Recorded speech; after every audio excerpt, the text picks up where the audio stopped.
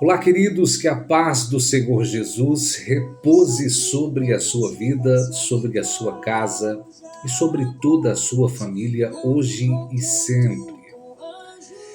O segundo livro do profeta Samuel, no capítulo 23, versículo de número 10, o texto apresenta um dos valentes que se destacaram do exército de Israel, sob comando de Davi, por nome de Eleazar.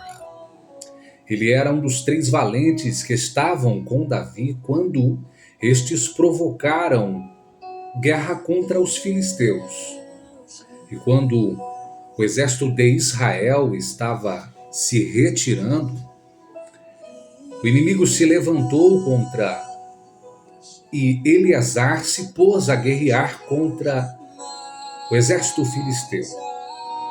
E a Bíblia diz que por intermédio dele, Deus operou um grande livramento e deu vitória para Israel, a ponto do exército chegar e só ter o trabalho de tomar os despojos que fora deixado pela vitória que Deus deu por intermédio deste guerreiro chamado Eleazar.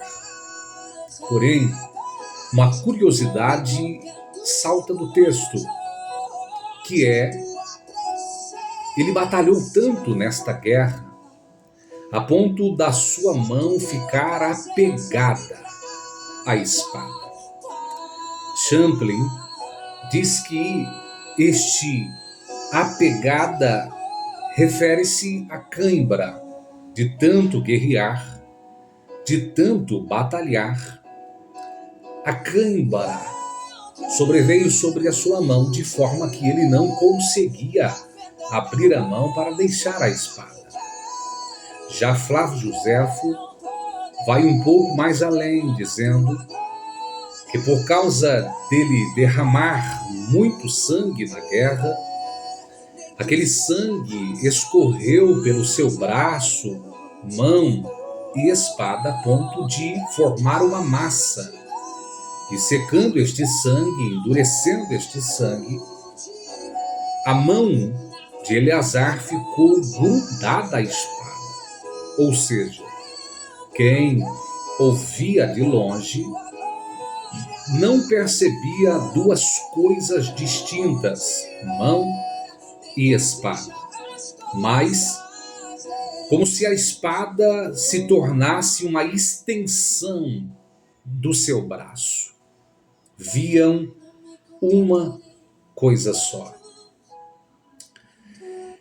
É certo que o apóstolo Paulo, escrevendo aos Efésios, capítulo de número 6, dizendo que a nossa luta não é contra a carne, não é contra o sangue, mas contra os principados e potestades que vivem nas regiões celestiais, o Senhor liberou para nós armaduras para esta guerra. E a única peça que compõe esta armadura, que é utilizada para o ataque, é a espada. E ele vai nos dizer que a espada é a palavra de Deus. O apóstolo João, escrevendo o Evangelho de Cristo segundo João, o seu nome, os seus escritos, no capítulo 1, ele disse que no princípio era o verbo estava com Deus e o verbo era Deus. E o verbo se fez carne e habitou entre nós, cheio de graça e de verdade. O verbo, você sabe que é a palavra. E ele está se referindo a Cristo. Cristo é a palavra. Em João capítulo 17, Jesus, em uma das suas orações mais lindas e profundas, como também reveladoras, ele orou dizendo: Pai, que eles, os discípulos, se tornassem um, assim como eu sou um com o Senhor, e que eles se tornem um em nós, para que o mundo creia que o Senhor me enviara. Estas foram as palavras de Jesus. O sangue tem o poder de nos tornar um com a palavra.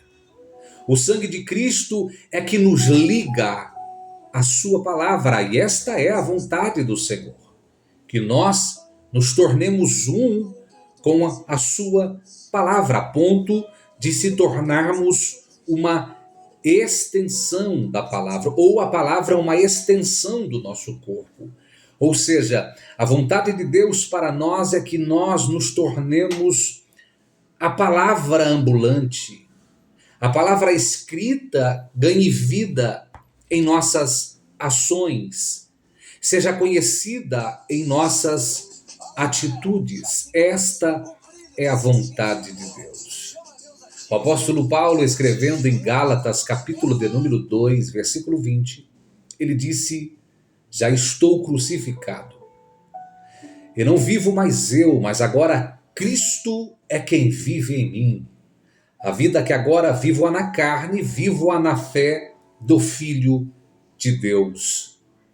Que nós não nos tornemos uma incoerência ambulante onde palavra e vida se torne distinta, mas que a palavra venha entrar, como Davi escreveu no Salmo 119, versículo 11, escondi a tua palavra no meu coração. Porque o coração é de onde procede as saídas da vida.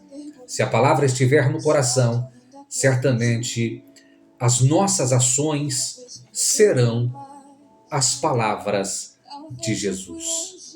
O sangue de Cristo nos torna um com a sua palavra.